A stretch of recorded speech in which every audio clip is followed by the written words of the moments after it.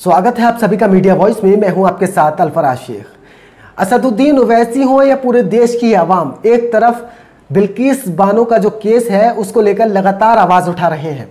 असदुद्दीन ओवैसी ने भी इसको लेकर पुरजोर तरीके से आवाज़ उठाई। उनका कहना है कि मैं संसद से लेकर सड़क तक बिल्किस बानो की आवाज़ को उठाऊंगा और वो जो 11 लोगों को गुजरात सरकार ने रिहा करवाया है वे बेहद गलत है।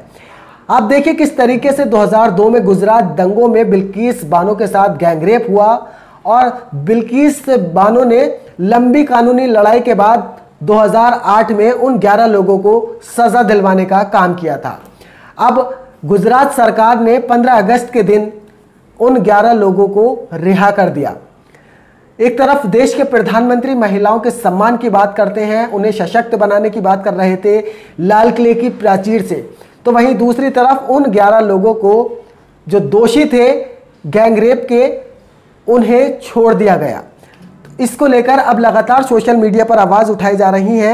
यहाँ तक कि आप देखिए किस तरीके से जिन जजेस ने उन 11 लोगों को सज़ा दी थी उनका कहना है कि जिस पर बीतती है वही जानता है। मतलब वो जज भी हैरान है इस उनके रिहा होने की वजह से कि मतलब इन लोगों को रिहा किस उस पर कर दिया गया है। आप गौर कीजिए बीजेपी नेता ने क्या कहा है। उन्होंने कहा है कि ये जो 11 लोग हैं, पहली बात तो ये ब्राह्मण हैं, ऊपर से इनका रवैया जेल के अंदर अच्छा था जिसकी वजह से इनको जेल से रिहा कर दिया गया। मतलब जो रेपिस्ट थे उन्होंने कितनी घिनौनी हरकत की है, उसके बाद में वो ये कह रहे हैं कि ब्राह्मण हैं और उनका अच्छा रवैया जेल में था इसलिए उन्हें छोड़ दिया गया।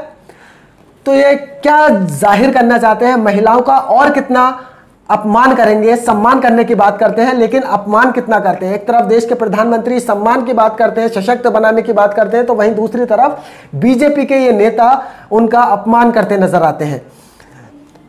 जब उन्हें रिहा करा गया तो बिल्किस बानो ने अपना एक बयान दिया अपने वकील को। उन्होंने क्या कहा है हम आपको बताना चाहते हैं। आज मैं केवल यही कह सकती हूं कि किसी भी महिला के लिए न्याय इस तरह कैसे समाप्त हो सकता है। मतलब वो जब ये रिहा होते हैं तो वो भी एक तरीके से दंग रह गई। उनका कहना था कि मैं किसी सूरत से अपने जख्म को भुलाना चाहती थी, भुला रही थी, लेकिन अब इस केस के बाद, अब इनके रिहा होने के बाद मेरा वो जख्म फिर से हरा हो गया है।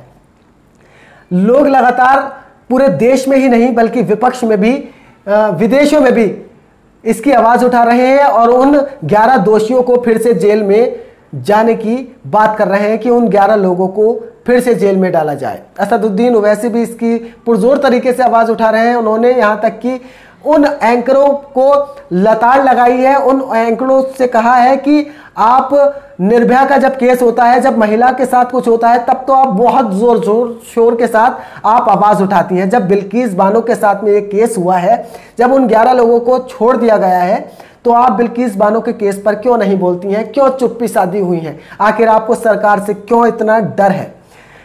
अब लोगों का क्या कहना है? लोग भी लगातार इसको लेकर विरोध जता रहे हैं, सोशल मीडिया पर लिख रहे हैं। सुल्तान अंसारी है, उन्होंने अपने ट्वीट में क्या लिखा है वो आप देखिए। आपके सामने ये ट्वीट है। उन्होंने लिखा है गुजरात में आने वाले चुनाव में बिल्किस बानो को AIMIM की तरफ से टिकट दिया जाए। सुल्तान अंसारी कह रहे हैं कि मजलिस इत्तेहादुल मुस्लिमीन को बिल्किस बानो को गुजरात से टिकट देना चाहिए, जो आने वाले समय में महिलाओं की आवाज़ उठाएंगी, रेपिस्ट को सज़ा दिलवाएंगी। तो उनका कहना है कि AIMIM गुजरात से चुनाव लड़ाए, उन्हें बिल्किस बानो को, और वो महिलाओं को सशक्त करने की कोशिश करें, महिलाओं को सम्मान दिला सके, महिलाओं को सशक्त बना सके। अमरीन कौसर ने लिखा है, उनके सामने आपके सामने ट्वीट है। उन्होंने क्या लिखा है हम आपको बताएंगे पढ़कर। अपनी आवाज़ खुद बनो।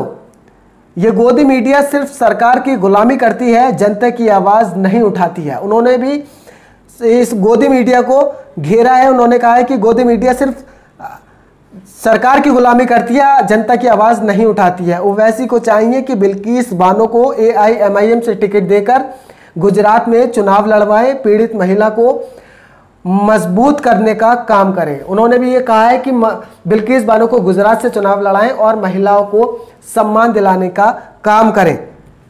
तो देखिए किस तरीके से एक तरफ गुजरात में उन 11 लोगों को छोड़ दिया गया है, उसके बाद में पूरे देश में बिल्किस बानो की आवाज़ उठने लगी है कि बिल्किस बानो को एक बार फिर से न्याय मिलना चाहिए और उन 11 लोगों को फांसी होनी चाहिए, जेल में जाने चाहिए, उन लोगों को ऐसे छोड़ देंगे तो देश में किस तरीके का संदेश जाएगा। फिलहाल इस पूरी रिपोर्ट पर आपकी क्या कुछ राय बन रही है हमें कमेंट करके ज़रूर बताइए। देखते रहिए मीडिया वॉइस। ये वीडियो आप फेसबुक पर देख रहे हैं तो हमारे पेज को लाइक कीजिए, यूट्यूब पर देख रहे हैं तो मीडिया वॉइस को सब्सक्राइब कीजिए ताकि हर खबर की नोटिफिकेशन आप तक पहुंच सके। अगर आपने अभी तक बेल आइकन को नहीं दबाया है तो बेल आइकन को दबा दीजिए। बहुत शुक्रिया।